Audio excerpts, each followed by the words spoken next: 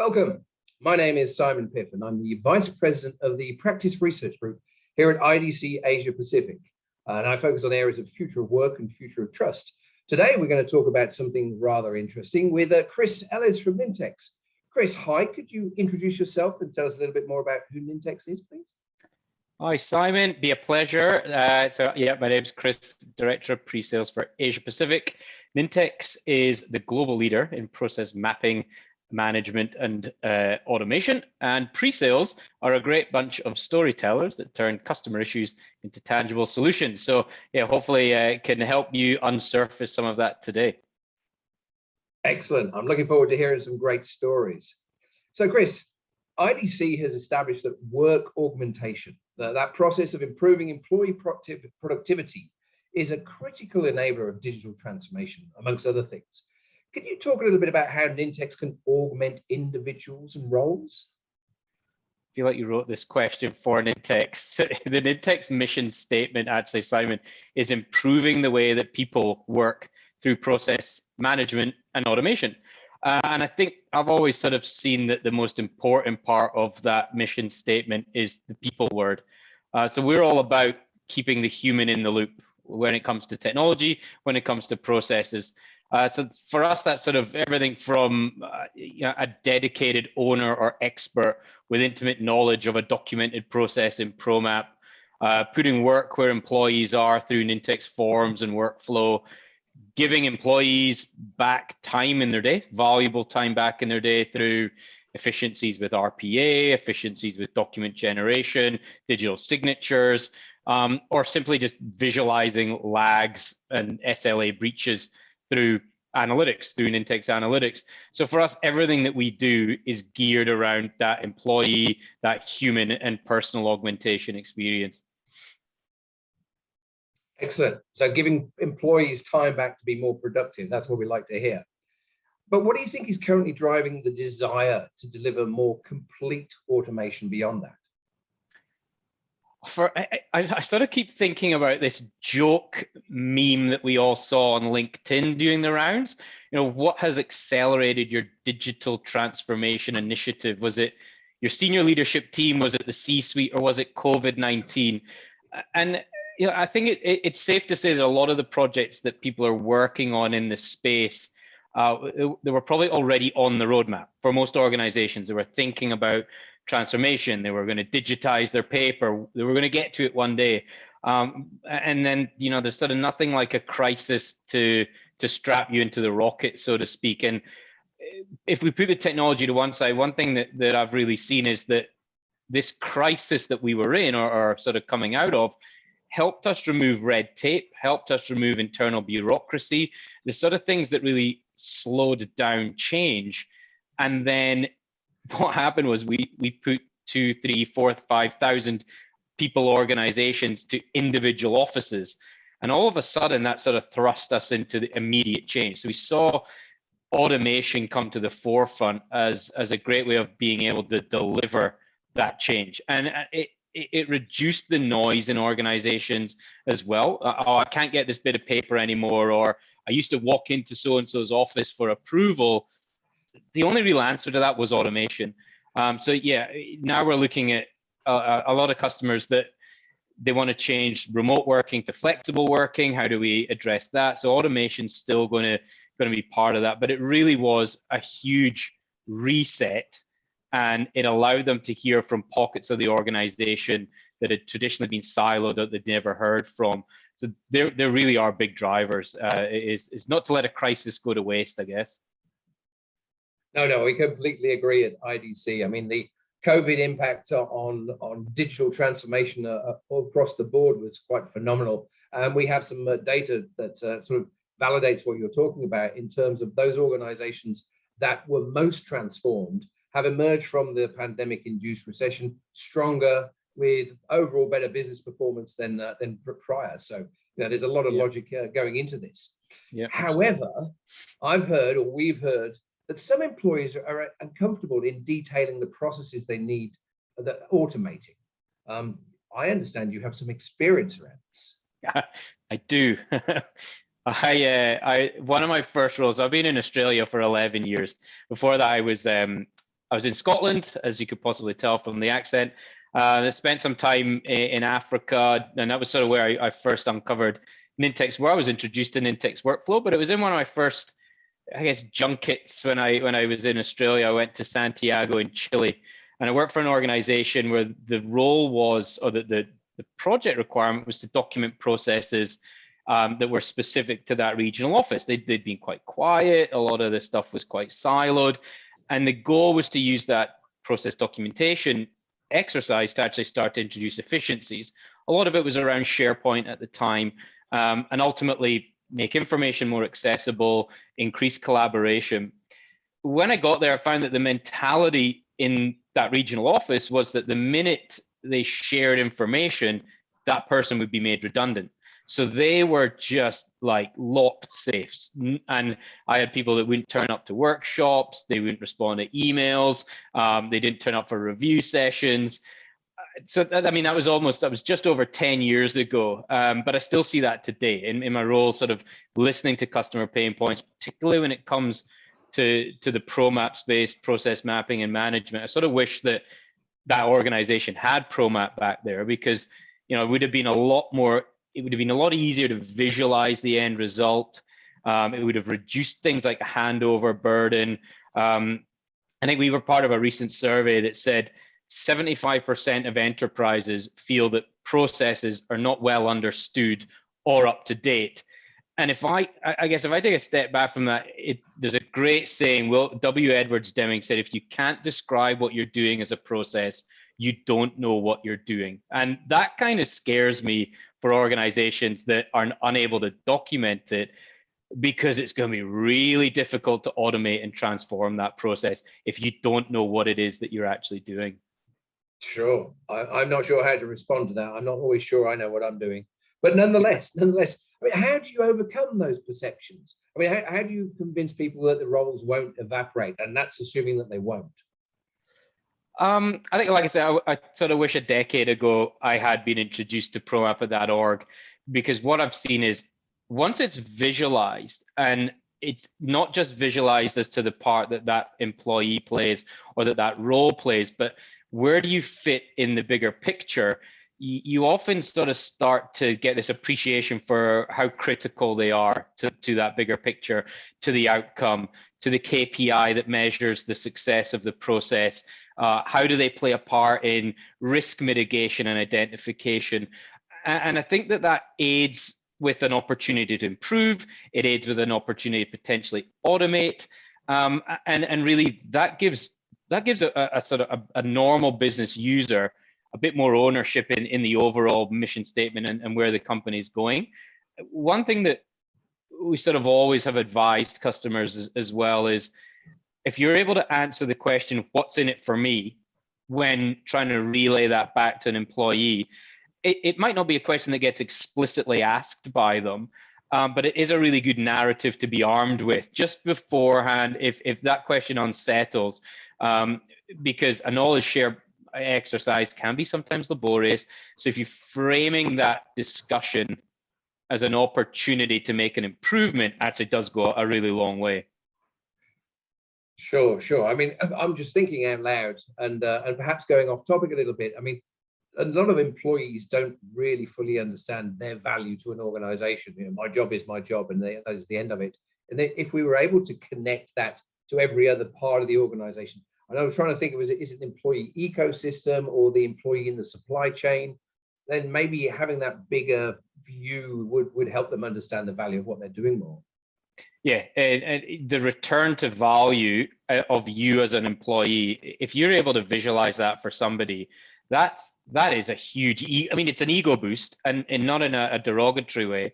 And the other thing, one of the things that I think ties in quite well with that is how we view our senior leaders and our executives in the organization. If they're going to take ownership or part ownership in my digital transformation project or my technology augmentation project, they're people that we all admire in our role for whatever purpose they're in it. They got there through hard work. They're coaches, they're mentors. And if we see them playing an active role, that also increases that employee buy-in as well. They're the more successful projects that we've seen. our SLT does that incredibly well at Nintex as well. They're part of the process. And I think as coaches and mentors, we sort of try and align ourselves to that quite closely as well. Okay, so it sounds like you potentially have some examples that you could share with us where both the employee and the organization benefits. And are there any data points around this you can share?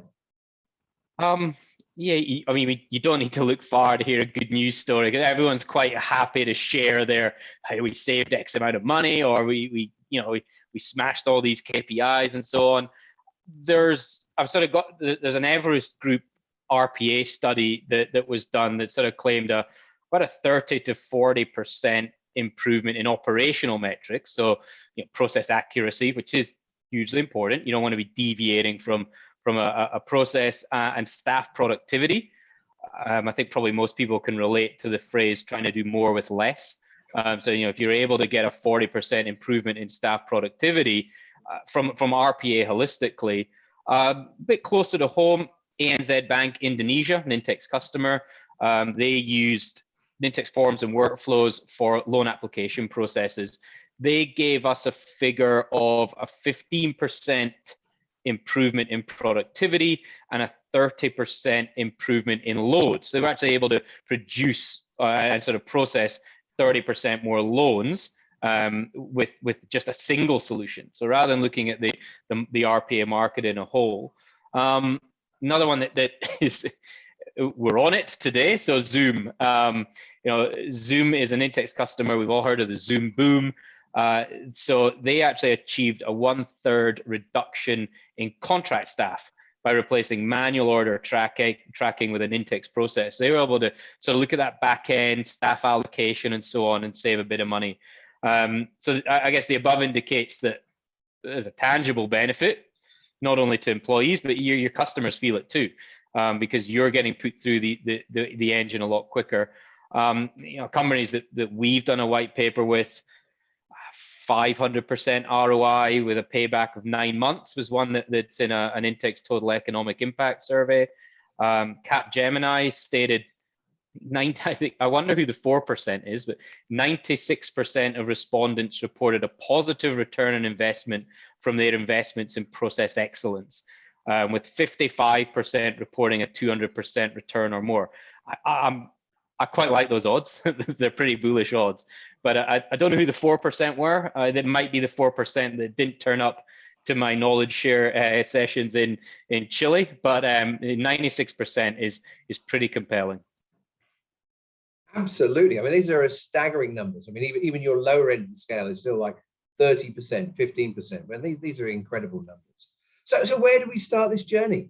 I'm assuming that, like many other technologies, organization has a learning curve over time, engage in more complicated opportunities, but what's the typical starting point?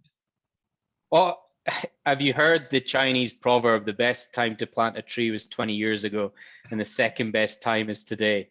You heard that one? I haven't. Well, I have now. We have now. Well, it kind of rings true, but then in a way, if you'd started a digital transformation journey 20 years ago, you'd probably be stuck on some weird and wonderful archaic legacy on-premises system that's got no web services, no connectivity, nobody wants to use it. So then they start to find shortcuts to use something else. So, really the best time to start is today. And there is so much information out there from a end user point of view and a customer point of view.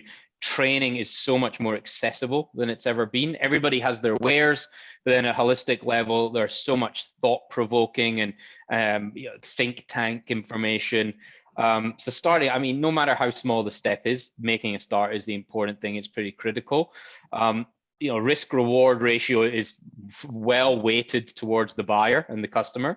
We're sort of reaching peak maturity or peak capability for a lot of technologies that were innovative 5-10 years ago. Cloud computing, RPA, analytics, they've all got to a stage where they've proven their worth. They've sort of got their feet well under the desk with a lot of organizations. So there are lots of comprehensive low-cost avenues, not just for an organization, but from a personal learning journey, from a self-service learning journey. Things like platforms like Udemy, LinkedIn Learning, you can spin up a course now on Introduction to Analytics and be completed by lunchtime. It's so easy to start, and each vendor has their own thing. So in Nintex, we do these process excellence workshops, which was a little idea that I hatched a couple of years ago to get everyone on the tools. It doesn't matter if that's not going to be your role, but awareness, planting that awareness seed was really important, so that somebody could go back to an organization and say, hey, I built a workflow today. And IT is going to say, no, you didn't. We build the workflows. And that person's going to say, no, I built a workflow. I built a form. It did some stuff and it took me 3 hours. So can we start to look at this for sort of continuous improvement? Can we look at this as a groundswell of automation? So it's really, really easy to start. It's just getting started. It's an important thing. Sure. And it sounds like, I mean, my initial thought was this is going to be a technology leadership thing, but you've indicated that it's not just the technical people, but could be business leaders as well, or even employees in general. We are seeing a shift in that space. I've been in Nintex 7 years. I only ever communicated with SharePoint developers, administrators, IT managers, and in the last couple of years, that's completely flipped. Not necessarily removing them from the loop. That's not the case here. It's a partnership.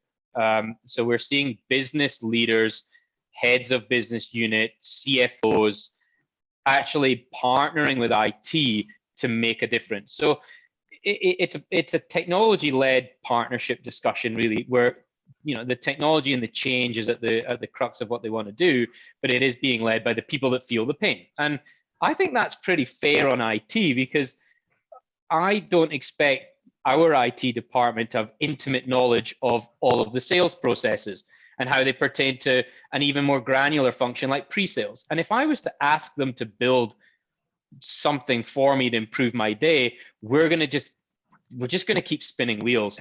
But I need them to support the technology. I need them to come up with the access policies. I need them to make sure it's secure. So they play a hugely key role in making sure that this is successful. And they play a key role when it comes to the part that they play in the process. So take onboarding as an example. A new employee on boards, IT is one function that they touch base with for access, security, hardware, software. But onboarding is HR, it's talent acquisition, it's hiring managers, it's office coordinators. So the process that I need to find who my experts are is going to be very different to who my owners are and who holds the keys to the success of that. So it wouldn't be an IT function. It's not led by them, but it's supported by them as a partnership. And I think we need to remember that IT are great sources of knowledge, but they do not know everything about every process in every organization. That is impossible. Absolutely. And in our experience, the best CIOs are ones that create the platform that allows the users to use the tools that feed back into what IT they can then manage and keep control of. So that's probably a bit more advocacy than I should go down, but there we go. So, I mean, you talked about lots of different types of opportunities here. Are there certain opportunities that give better returns than others in your experience, certainly in this part of the world? I've got to say anything that involves the full Nintex Process Platform, don't I, Simon? I'm sure you're going to, but that wasn't where I was headed. In all honesty, so the best successes that we're seeing are when a foundation is in place. So whether that's using ProMap to map a process or another mapping tool, a management tool, that's a really important stepping stone to get to a successful outcome. I've built workflows from Word documents, Excel spreadsheets. I swear, hand on heart, built one off the back of a beer mat. That is no word of a lie. But the outcome just wasn't great. I didn't know who to involve. I didn't know the first step. I didn't know the kickoff point. I didn't know metrics. I couldn't build analytics from it. So that's hugely successful, and it's often underappreciated. Sort of dropping a list of requirements at IT's door and running away. You're on a zero chance of success outcome there. The ones that keep technology in its swim lane is often what yields good results too. So we sort of hear horror stories about having to custom develop the mundane or custom develop really seemingly unimportant things like, what color is my button and what pop-up appears. It might take an hour for a developer, but you got to think about the feedback and the testing loop. That adds up, and it's not hugely critical to the outcome of a successful project. So sort of, knowing when to open the development toolkit, knowing when to keep it closed. If the success of a solution doesn't necessarily need it, sometimes taking a step back from that custom development methodology can yield a positive return. Putting work where people is. These are solution-based sort of tips as well. If you have a solution that is for employees in the field, make sure it's ready for the field. Making sure it's mobile, making sure it has offline capability. If you've got someone that works for an electricity company and he's inspecting pylons and he's holding a piece of paper and a clipboard and he has to manually write that in and then double hand that when he gets back to the office, nobody wins there. And the same thing, if you're then taking that paper form and popping it up on a web page that still needs a laptop, he still isn't winning because you haven't connected with what the real pain point is. So sort of having that work where it's required. If you're not doing that, you're just sidestepping the issue. And I think probably the other successful solutions are ones that know their audience. A workflow process. You and I might be a customer and an organization, and you have to give me some information. If I have to pick up the phone or send you an email for that piece of information, but I have a tool that can sort of garner that information a bit better, I want to use that tool because I'm not wasting your time. I'm also not waiting for your response. So knowing the audience and also knowing the generation of that audience as well. We've seen, it's 2021. We've got the first Zoomers beginning to enter the market as your customers or your employees. They're digitally ready. They are 100% mobile. Their expectations are here on the digital end. Sort of catering for that is pretty important because they're your future C-suite, and they're massively important as well. So they're the ones that we see win. Knowing the audience, thinking about when to use the right technology, and sort of catering for those generations as well. Strikes me we should give all the Gen Z and millennials process mapping tools and let them go figure out what works best. We need the knowledge. We need the knowledge. We need the 30, 40, 50-year time served knowledge as well. That's hugely important. No, that's hugely important. A place for me still. A place for me still. Of course. But it seems, okay, I appreciate that many organizations are ramping up their focus in this area. Automation is picking up velocity slowly. I think there's a lot of things that could be done. We've talked about different roles, different areas, different thought processes. Where do you think the future is going? What advice do you give to an organization on what to think about for, I know we talk about 3 and 5 year plans, but they're all going to change. But what do you think the future holds? 3 and 5 year plans. Who had a 3-year plan 3 years ago that's now that's in the bin? We just don't want another. I don't know how many people could put up with another COVID-related shift. We're in a new industrial revolution, so to speak, because of it. It's a buyer's market. There is so much choice out there for people that are looking for that change. So for the future, I can only see this getting bigger from a digital process, digital transformation. Intelligent automation is something that we're dipping toes into now when it comes to what can artificial intelligence truly do? What can machine learning do? Where does that whole, the crypto space fit for me with contracts and so on?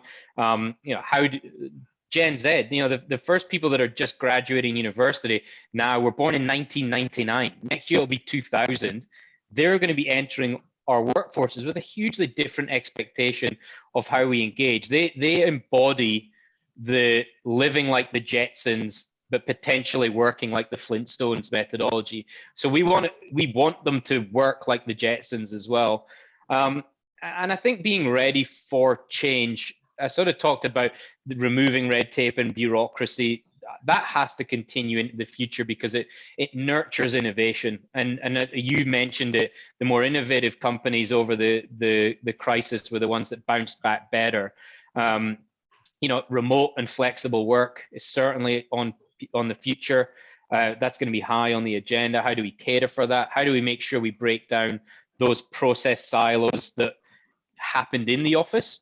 How do we make sure that someone that we onboard, I mean, I onboarded someone last week in Christchurch. We don't have a Christchurch office, but it was important that they knew the processes that they had to fulfill in order to do their work. And we're going to be onboarding lots more people remotely.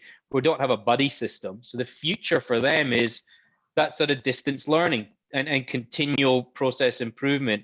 You know, there's certainly this gaining momentum in centers of excellence, citizen developers. So we see a future for that as well. How can we cater for the people that know the most about the process to make the change themselves? You know, they're listening, organizations are listening to their employees far more. And there's certainly a focus on them to actually command that change. So the future is bright, I certainly think. You know, we're looking at lots more innovation in the space.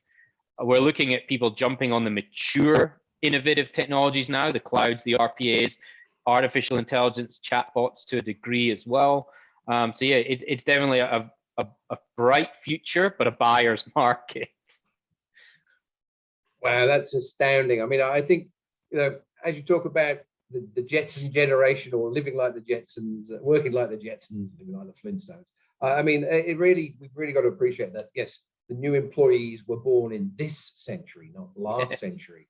And we've got to treat them accordingly. So, Chris, listen, thank you very much. This has been hugely informative and hopefully inspirational to those watching. And I just say thank you very much for your time. Thank you, Simon. It's been an absolute pleasure. It's been a pleasure.